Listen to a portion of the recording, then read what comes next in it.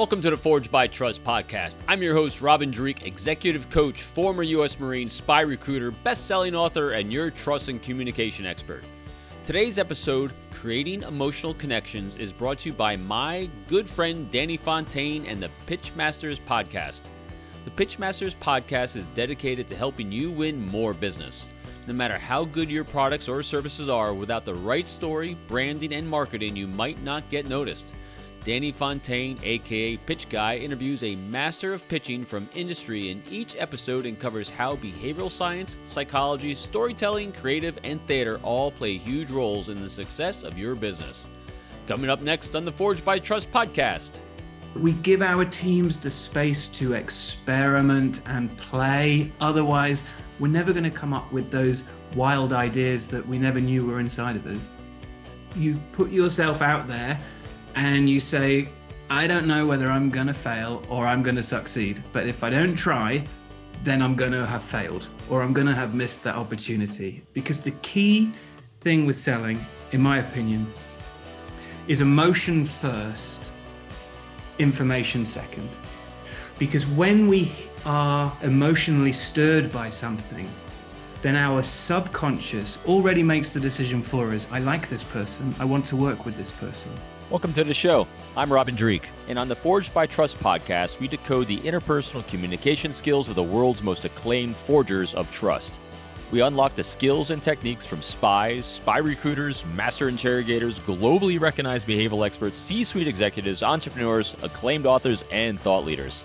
Each episode provides specific actions that you can immediately apply to any aspect of your personal or professional life. Today's episode, Creating Emotional Connections, is with my good friend, the compelling Danny Fontaine. Danny Fontaine, aka Pitchguy, is a go-to market creative director for IBM UK and Ireland. He coaches teams and pitches multi-million-dollar deals to the biggest brands in the world. He is the founder of the Experiential Selling Team at IBM, infusing creativity, sales psychology, behavioral science, and immersive experiences. During the episode today, we talk about the importance of experimenting and playing to problem solve, the pain and power of not fitting in, the life-saving impact of having a great mentor, and how to create emotional connections. Danny Fontaine. Boy, I love saying that name. Welcome to the Forged by Trust show. It's such a pleasure having you here.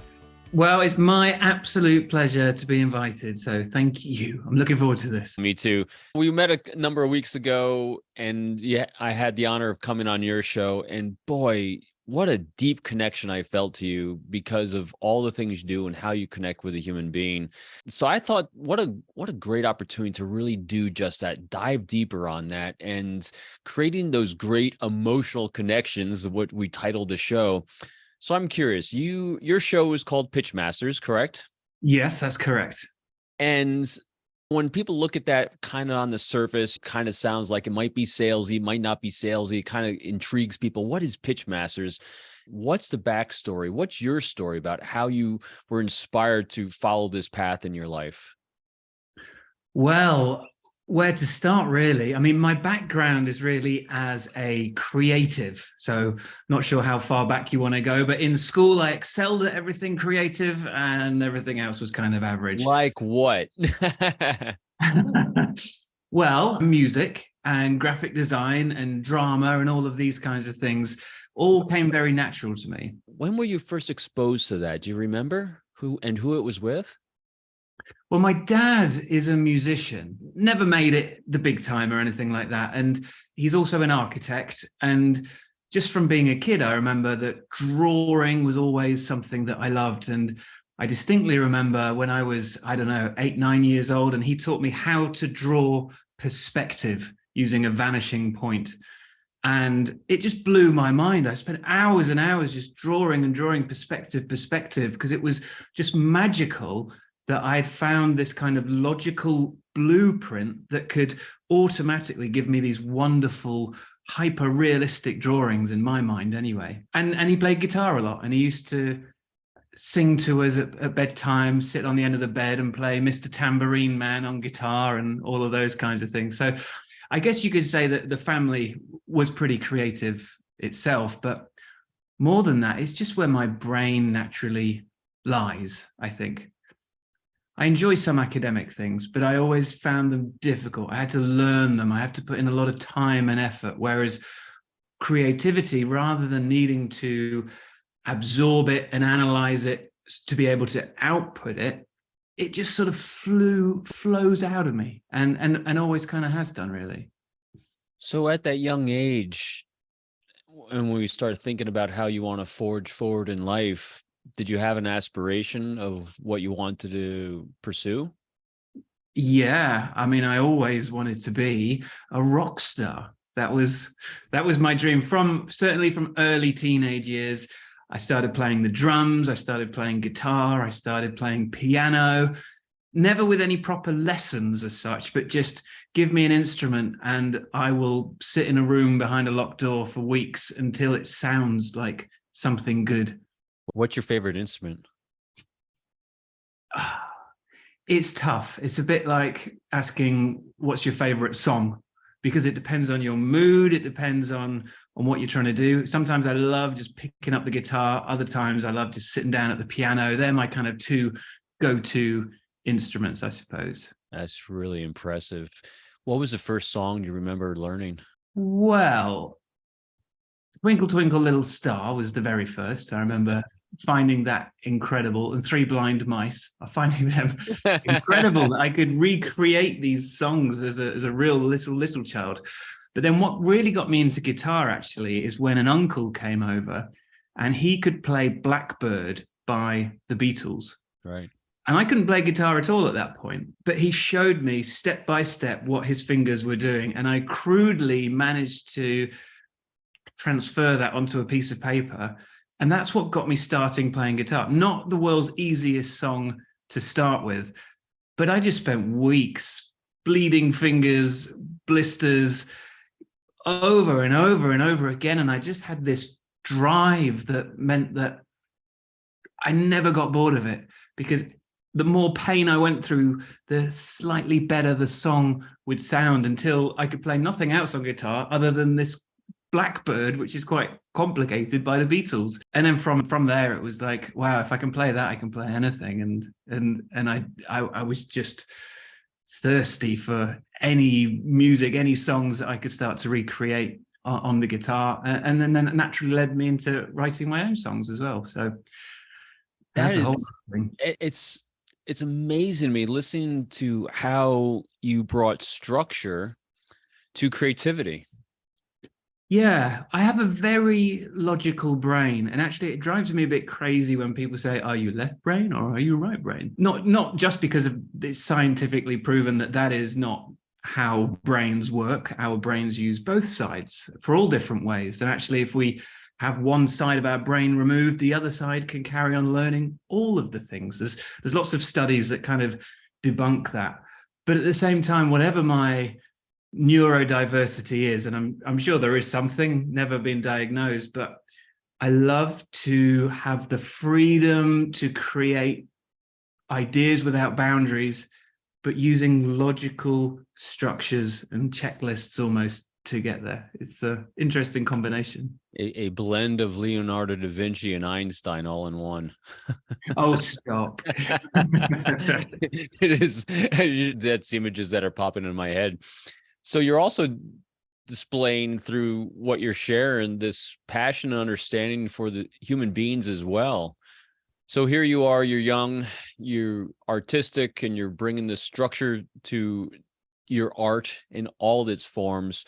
What was next? So I was age 16, delighted to find out that instead of having to do more academic stuff, I could actually go to art college and just study art for 2 years and nothing else. And so you discovered this at 16, you said? Age 16, yeah. So it's, I think, slightly different in the UK, but you can choose to go and do your A levels, or you can choose to go do a qualification at college. And when you go to college, you just do the one thing.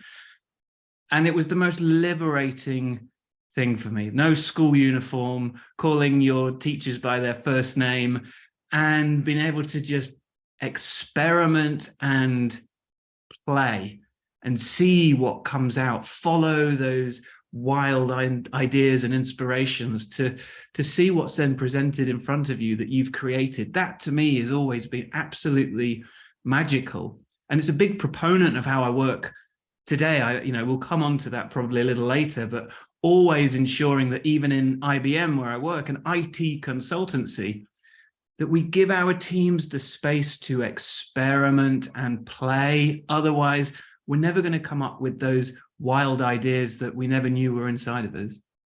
Yeah, I love that. A former guest came up with she termed this, what was it? Investing in failure. Exactly that. Exactly that. Where bosses and organizations that are the best and most creative are the ones that understand that we're not going to get it right the first time, the second time, or the third time. But hey, if we're going to fail, let's fail fast, and let's invest and make part of our budget into realizing that, so it's okay. So people feel safe in order to experiment and do that. 100%. So you're still following this amazing creative path that's your passion and all your values are tied up into this. What's next? So then I went and lived in New York for a year by accident, almost. How do you live in New York by accident? So I was age 18 and thinking about university, and my friend who I went to college with said, I was thinking about taking a year out and traveling around America. And I thought, can I swear on your podcast? Anything you want.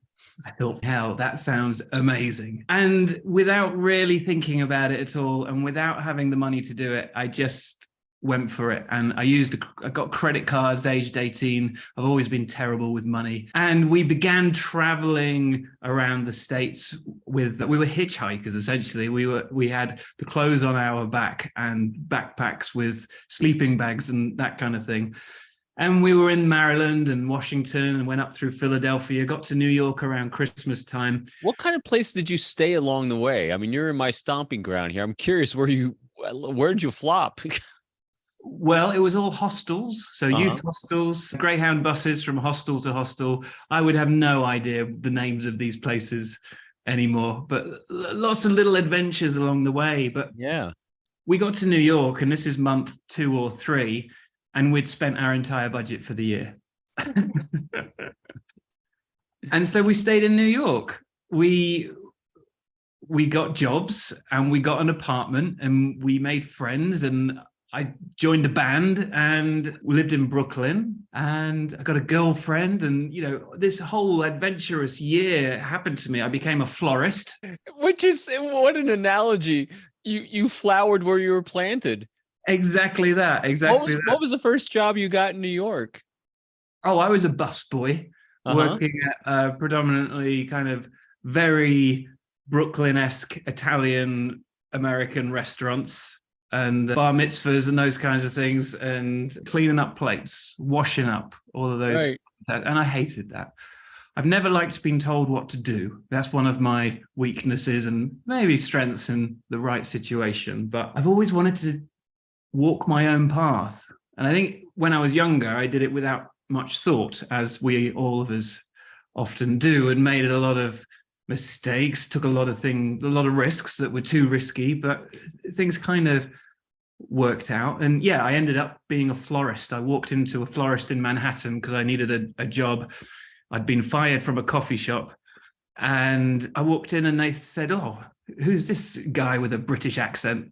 And I was like, "Yeah, I can do flower arranging."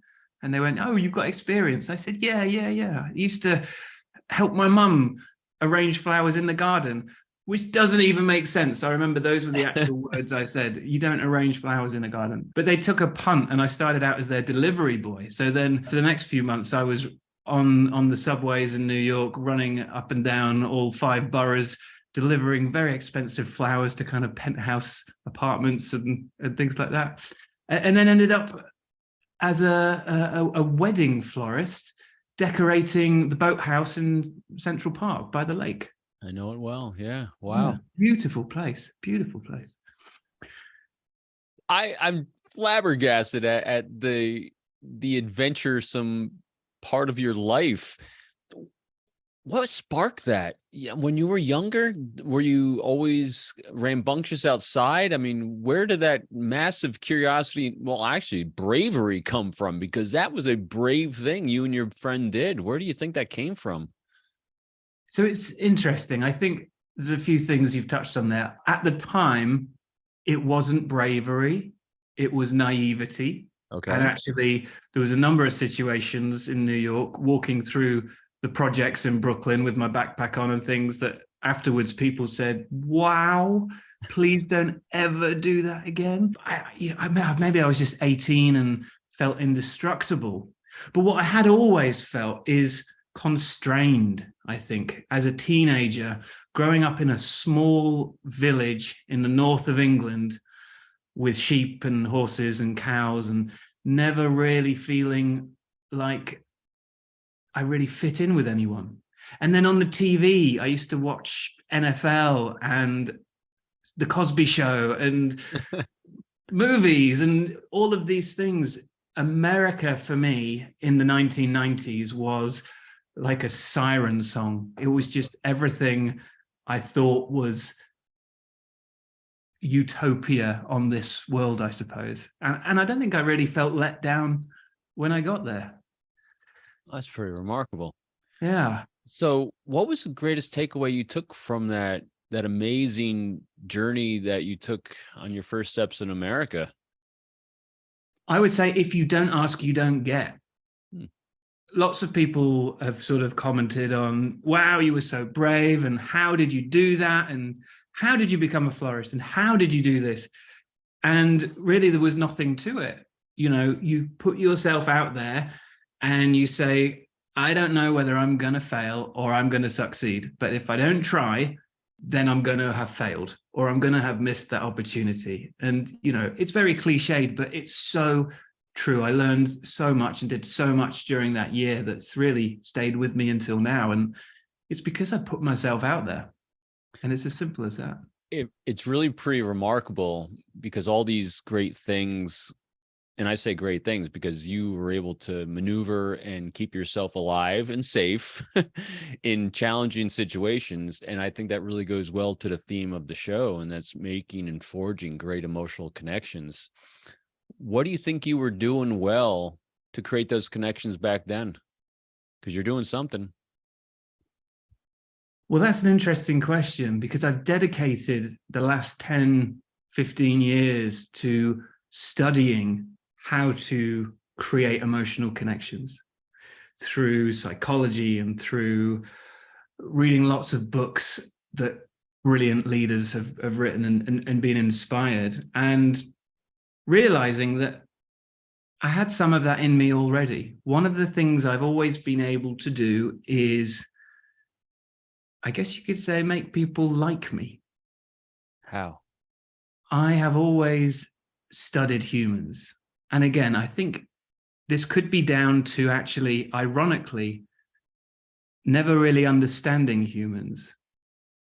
And from a young age, being confused by people's reactions to things, to the point where I would therefore not trust my own intuition on predicting human behavior, and therefore beginning to study the micro expressions and tone that people use in their words and actions, and being able to read them, when I think other kids my age weren't thinking like that at all. They just were acting the way they wanted to act. And for me, I think I was always trying to learn more about how I should act. Do you remember what that first instant was when you didn't understand why someone behaved the way they did and you didn't assess it properly? Well, I think it probably stems from my relationship with my mother, to be honest. She is a great woman, but she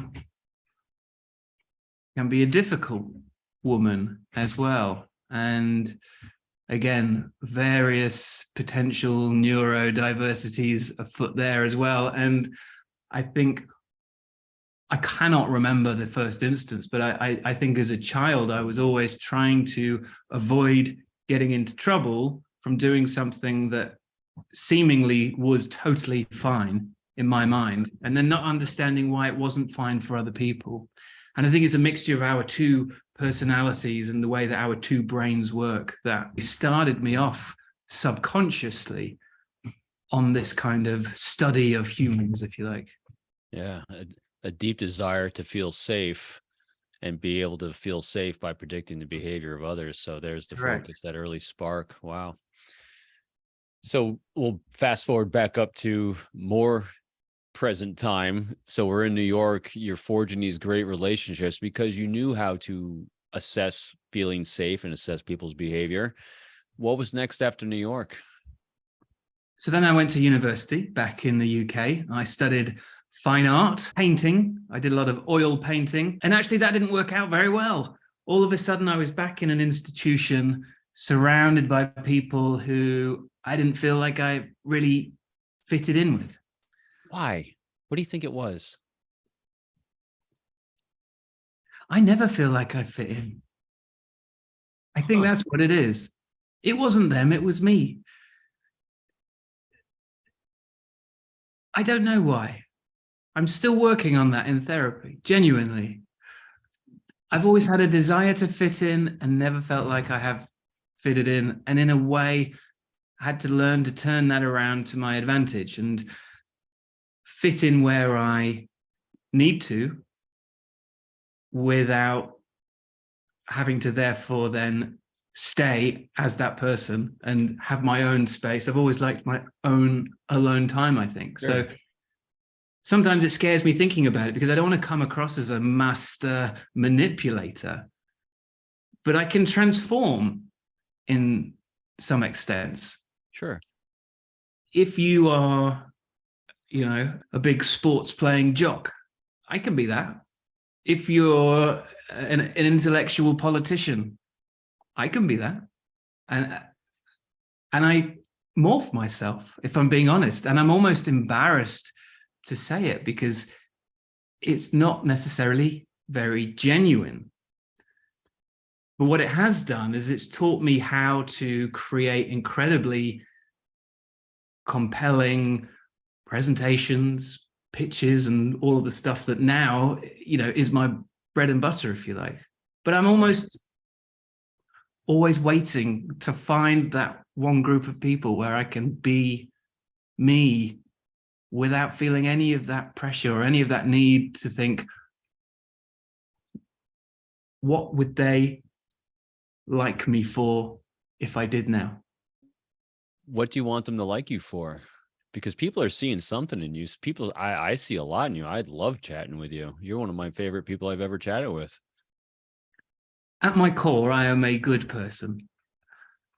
I just get uncomfortable.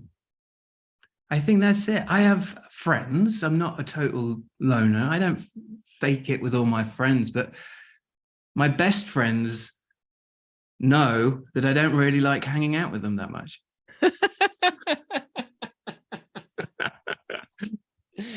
That is such beautiful transparency. I think that's part of it. Yeah. One of the best things we can do for forging trust and deep connections is openness and transparency. I think that's a big endearing quality that you have, is that you're just being transparent with who you are, who you're comfortable being and not uncomfortable being. So you make people feel safe because you see what you see is what you get with Danny. I'll give you an example with you. So I feel a strong connection with you. I felt that on the last call. And I think, wow, you know what?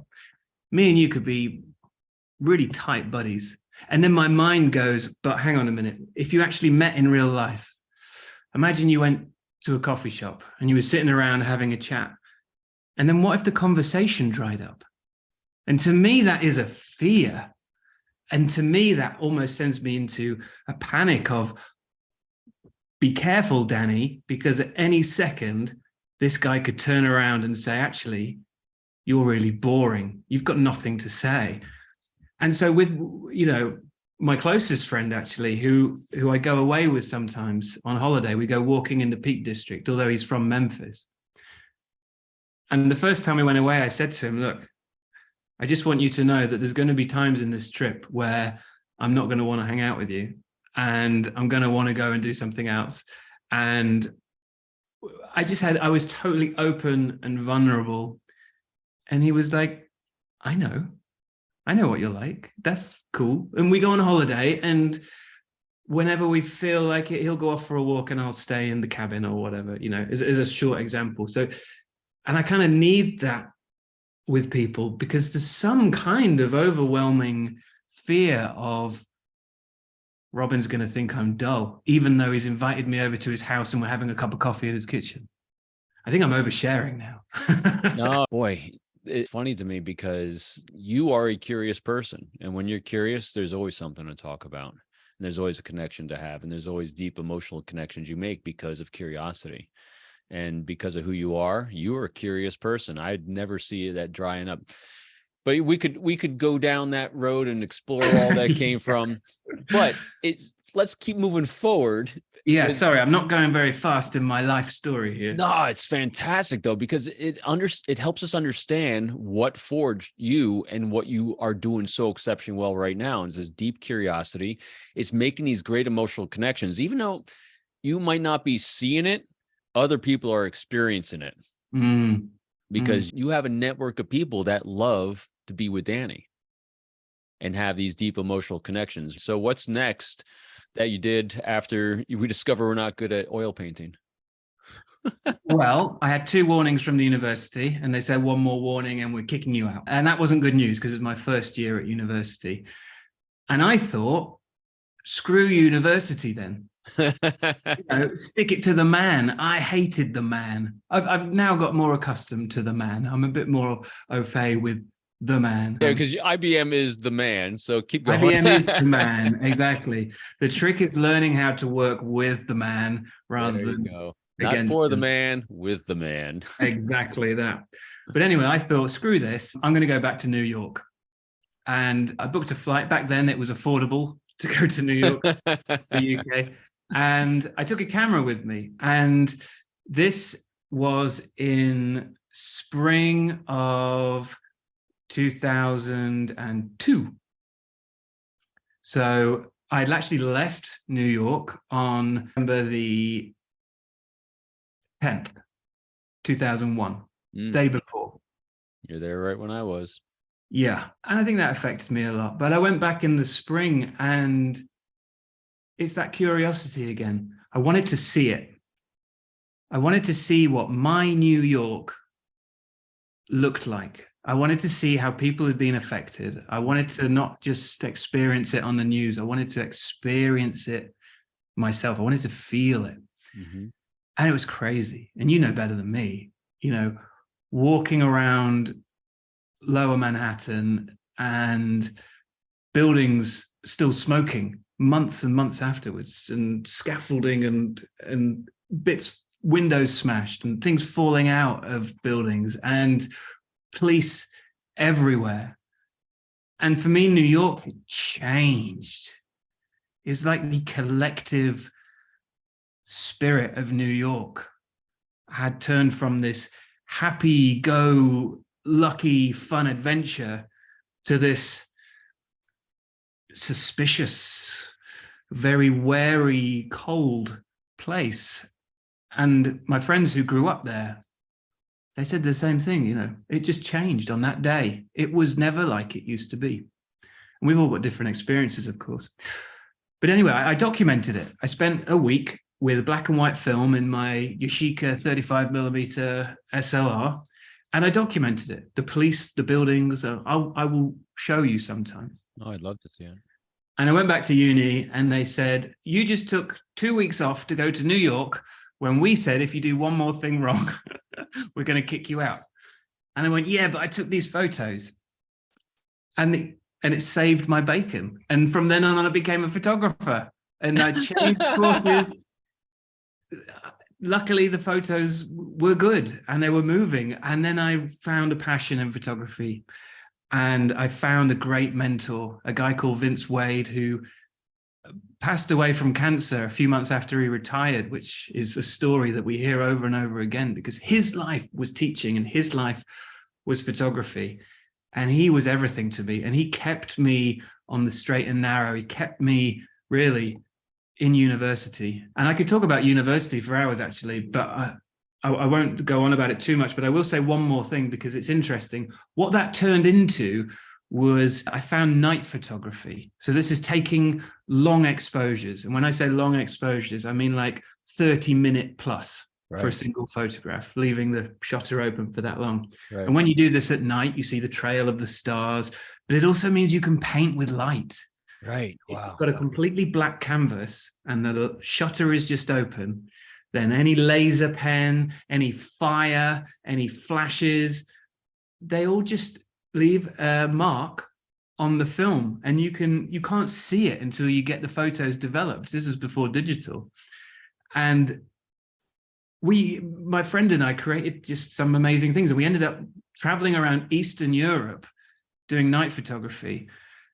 And we found ourselves in these really dark former Nazi ghettos in Eastern Europe, desolated, abandoned towns in the middle of the night that we would get into and find gas masks and find Nazi swastikas and scare the living daylights out of ourselves doing it as well. And actually, my favorite story is we went into Birkenau 2 in Auschwitz. So this is where all of the big gas chambers were. There's the museum in one place, and then if you go a long way to the other side, then you get to, it's essentially just fields with craters in and a few gas chambers. And we really wanted some photographs in there at night, but it's got this huge perimeter fence. And so we went in there late in the day. This was very cold and getting dark early and foggy and misty.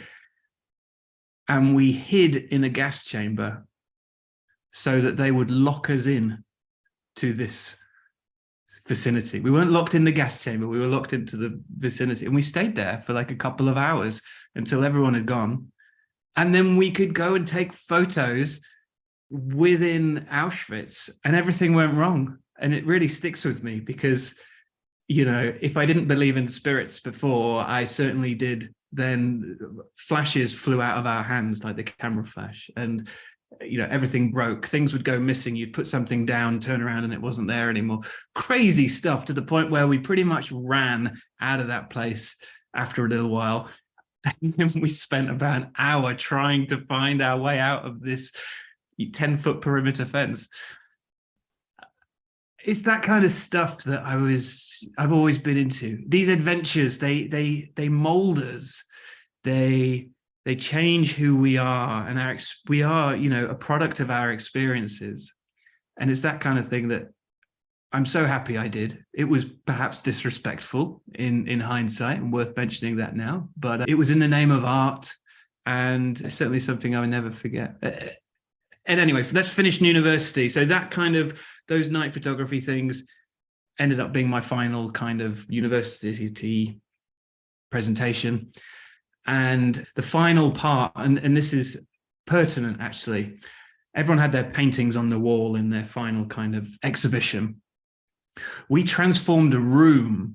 We bought all of these old slide projectors from every decade in the 20th century from eBay. And all the photos were on slide film anyway, because they're the brightest, they're the slowest speed film as well. And we set all of these projectors up in this dark room with various walls partitioning things off. And we had music, and you walk into this room and you hear this eerie clunk, clunk, clunk all over the place from all of these slide projectors and all of these beams of light and the music over the top of it.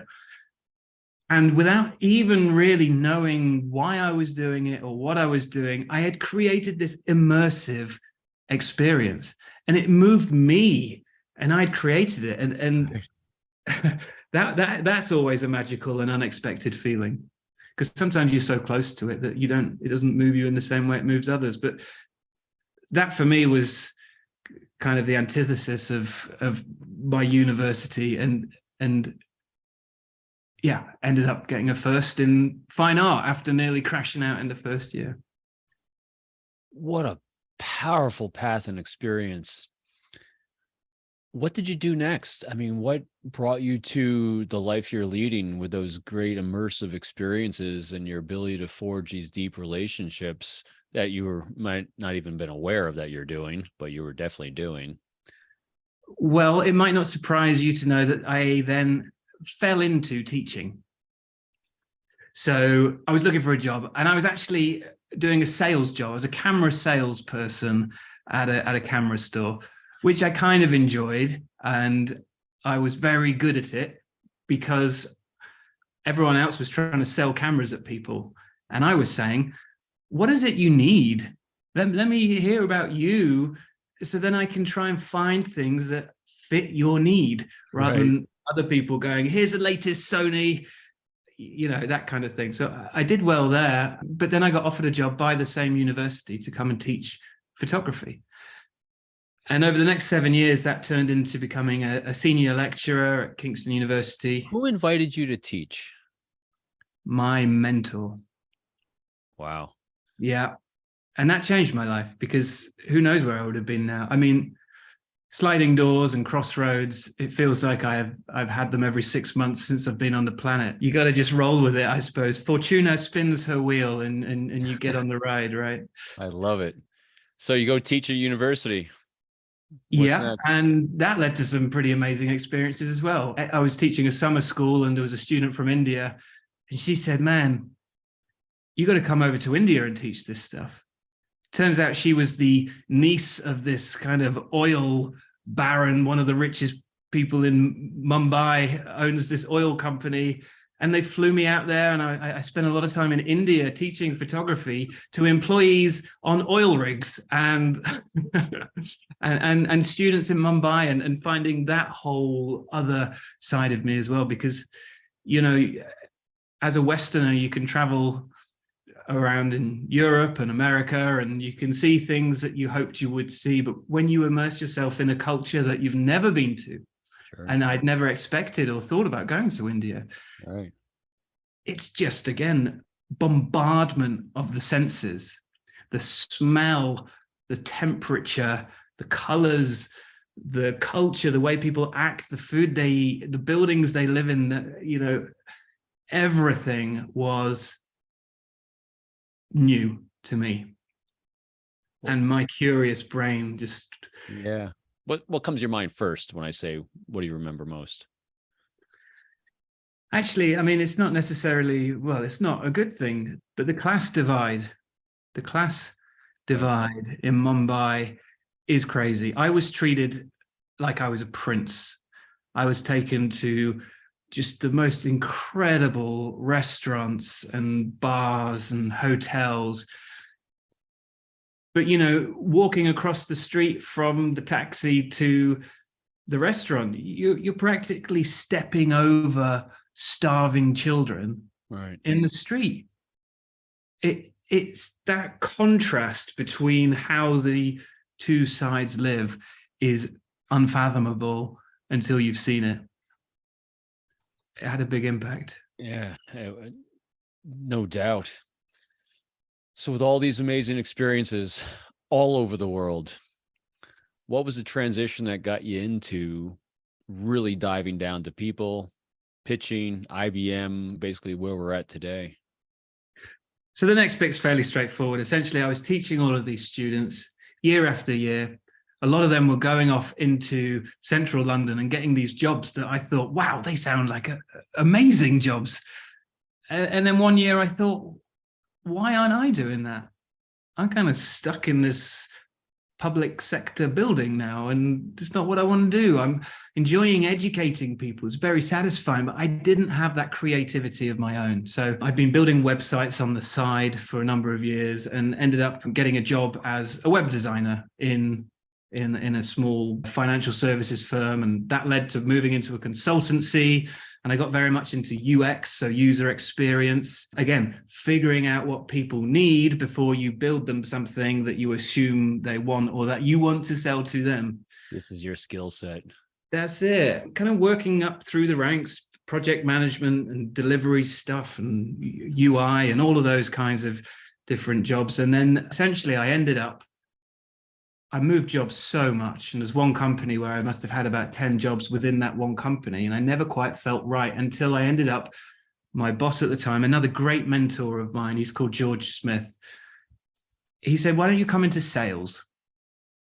And to me, sales was a dirty word. Right, no doubt. Sales, I mean, what does that connotations and imagery does that conjure up? I mean, ugh. And he persuaded me. And I realized that sales is great. Sales is where I feel I belong. Sales is not forcing products on people. Sales is about creativity, big ideas, psychology, the human brain, all of these things that really make me want to get up in the morning. And so that was that. And then a few jobs later, I'm at IBM. Yeah, just a few jobs later. So Danny, what are some of the steps and important things people need to do to really forge those deep emotional connections? That is an excellent question. There's a number of things that you can do. I think if we're talking specifically about sales for a second, the mistake that people make is they start talking about themselves, or they start talking about their product and how great their product is. And immediately the audience is non-receptive to what they're saying. The audience needs to hear about them, and they need to hear about their challenges and their problems. And actually, one of my favorite and most powerful techniques for doing this is the use of nostalgia. So let's say we were pitching to Volkswagen. Instead of saying, hi, we're IBM and we've got the best consultants and check out our technical architecture and our stack, we say, hi, I'm Danny. And when I was a kid, I remember my parents had an old red Volkswagen Beetle. And man, that car wouldn't start half the time, but we loved it. We went on camping trips every year, bags piled on top of our heads, getting stuck up hills. But even, that memory of it gives me shivers down my spine. Just opening up like that, it's a genuine story.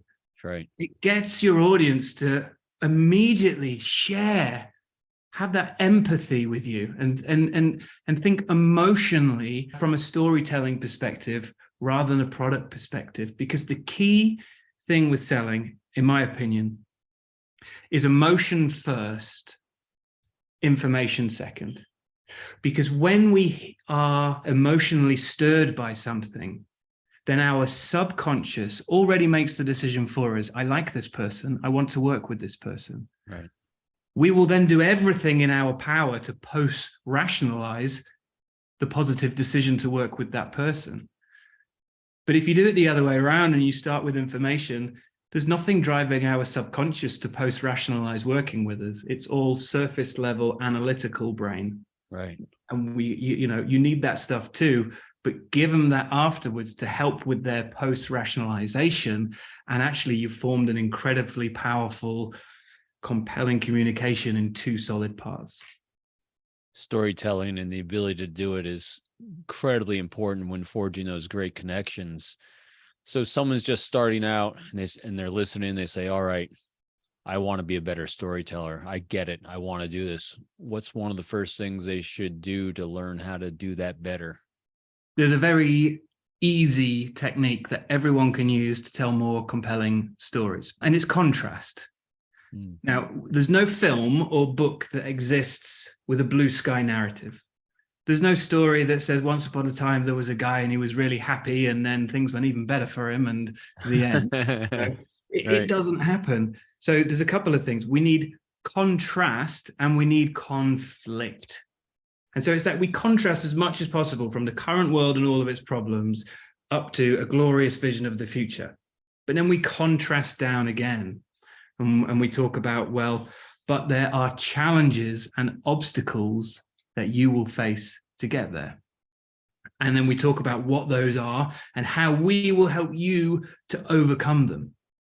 And then we go up again to, but don't worry, we have a big idea. Essentially, it's that contrast between bad current world and utopic future vision that makes a compelling story. It makes us remember stories and it makes them powerful. Right. I was listening to Matt Stone and Trey Parker, South Park creators, talk. Yeah. And they said, we used to write episodes doing, and then this happens, and then this happens. And we changed that word to therefore. Right. And everything fell into place. Yep. Because every action has a reaction and every action of a story has to drive the next one. Pixar is another great company, they've got a framework that you can Google it, the Pixar pitch. And it's like a 7-line pro forma that they use for every single Pixar movie before it even goes into development. And that's one of the things I love to do when I teach this stuff, is to halfway through a presentation, I'm saying, so all of these things I'm teaching you, you may have noticed that I've done them in this presentation. It's a bit of an inception moment. People go, oh yeah. Absolutely. Danny, geez, we just barely scratched the surface of everything I wanted to have you share with the world, because it's powerful stuff. But I think people have a really good starting point for forging those deep emotional connections. What's one or two things that I didn't ask you that you wanted to make sure you share with everyone before we left? I mean, again, there's just a lot of different things. I think if we talk about stories, then there's the contrast stuff. The other thing that's incredibly powerful in stories is vulnerability, and being brave enough to tell a real, genuine, personal story that puts you in a weak position potentially, because that is, again, a magnet for people to move towards you. And so that's another really great technique to use in your own stories. Yeah. And technique or not, it's genuine, it's sincere, and it's real. Right. And you're empowering people with transparency and knowledge, which makes them feel safe, which is the key for everything when forging those deep emotional connections. I couldn't agree with you more. Danny, it's been an honor, a pleasure. I love talking to you. I could do it all day long. Where can people go to find out more about you? And most importantly, your incredible podcast that you have together. So I do a lot of stuff online. I do TikTok and Instagram and all those kinds of stuff. And I go under the pseudonym of Pitchguy. Pitchguy. So you can search for me on TikTok, on Instagram, and you can also go to pitchguy.co.uk.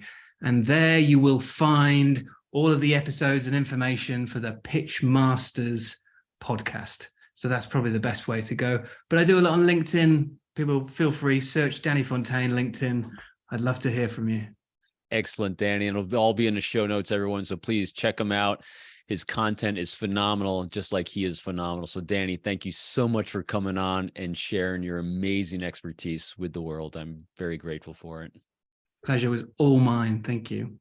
Thank you for tuning in to another episode of Forged by Trust. If you took away at least one new idea, make a note of it and pass it on to someone else who may need it. If you are interested in more information about how I can help forge your own trust-building communication and interpersonal strategies as your coach or as a trusted advisor for your organization, please visit my website at www.peopleformula.com. I'm looking forward to sharing my next Forged by Trust episode with you next week when we chat with Chase Hughes and the 6-axis model of influence.